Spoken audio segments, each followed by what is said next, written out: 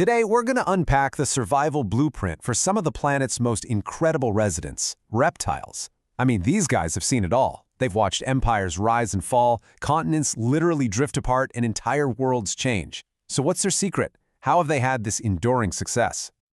Just let that number sink in for a second. 300 million years. To put that in perspective, they were here long, long before the dinosaurs, and they were still here long after that asteroid hit. Their story, it isn't just about survival, it is a complete masterclass in endurance. And that really brings us to the central question, doesn't it? How? What is it in their biological blueprint that's allowed them to thrive through not one, but multiple mass extinctions? All right, let's dive into this and unpack their survivor's toolkit. First things first, to understand them, we really need to meet them. You see, modern reptiles are divided into 4 main groups, or what scientists call orders, and each one has its own incredible story. Okay, first up, we've got the squamata. This is the big one, folks. It contains all the lizards and all the snakes, and they are the true masters of adaptation, from tiny little geckos all the way to massive anacondas. And here's a fun fact for you. Snakes are basically just lizards who decided millions of years ago that legs were, overrated. Next up, the testudines. That's your turtles and your tortoises. You can just think of them as the walking fortresses of the animal kingdom. And let's bust a myth right now. Unlike in the cartoons, a turtle can't just crawl out of its shell. That shell is actually fused to its spine and its ribcage, making it a permanent built-in suit of armor. Then, of course, there's the heavy hitters, the crocodilia. This group includes crocodiles, alligators, and all their relatives. Now, what's really fascinating here is that their family tree is actually closer to birds and dinosaurs than it is to lizards or turtles. I mean, their ancestors literally watched T-Rex go extinct. And finally, we have the rarest of them all, the Rhynchocephalea. This ancient order has only one living species left, the Tutara from New Zealand. It's kind of the hipster of the reptile world. I mean, it looks like a lizard, but it belongs to a completely different ancient lineage and even has a light-sensitive third eye on the top of its head. So cool. So just to recap, we've got these 4 distinct groups: the super adaptable lizards and snakes, the armored turtles, the ancient crocodilians, and the one-of-a-kind Tutara. But for all their differences, they all share a core set of biological superpowers, which we're going to get into right now. So, what's the secret sauce? What are the common threads that tie all these incredible families together? Well, let's dive into the biological toolkit that has fueled their resilience for so long. It all starts with the skin.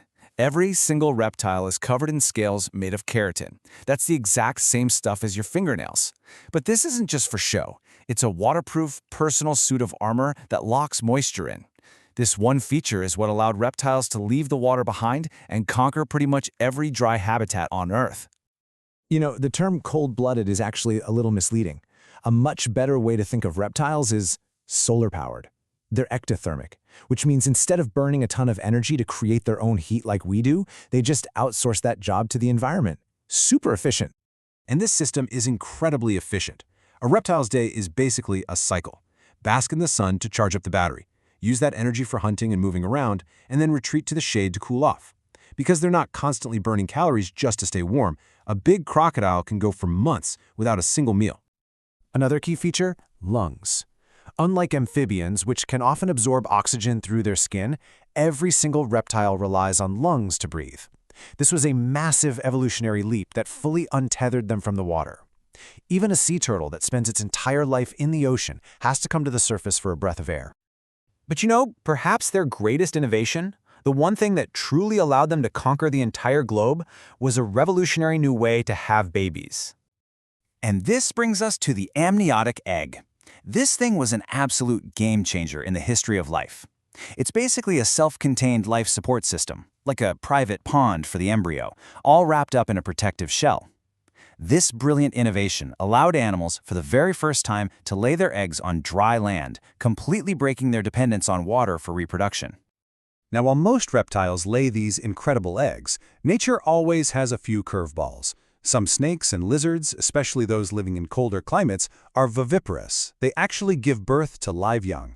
It's a clever adaptation to protect the developing babies from freezing inside a cold nest.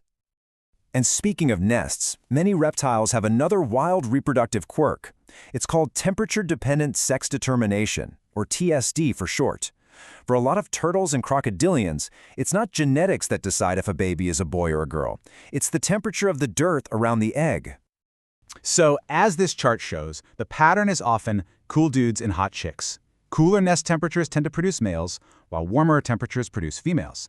And this is where this ancient strategy faces a very, very modern threat. With our climate getting warmer, we risk having nests that produce only females, which could create a serious imbalance for the future of these species. So we've seen how they survive, but why does it all matter? Why should we care? Well, as it turns out, reptiles are absolutely essential for keeping ecosystems all over the world healthy and in balance. They are, without a doubt, nature's essential workers. Snakes and lizards provide critical pest control, keeping populations of rodents and insects from getting out of hand. And then you've got animals like alligators, who are ecosystem engineers. During a drought, the water holes they dig can become the only source of water for dozens of other species. They're lifesavers. So from their scaly armor to their solar-powered bodies and their world-changing eggs, reptiles are just a masterclass in evolutionary success. They are living history, a design proven to work for 300 million years. You know, they watched the dinosaurs come and go, which really makes you think about this final point. Maybe they're sitting back, watching us, and wondering when we're going to get our act together. It's a humbling thought, isn't it?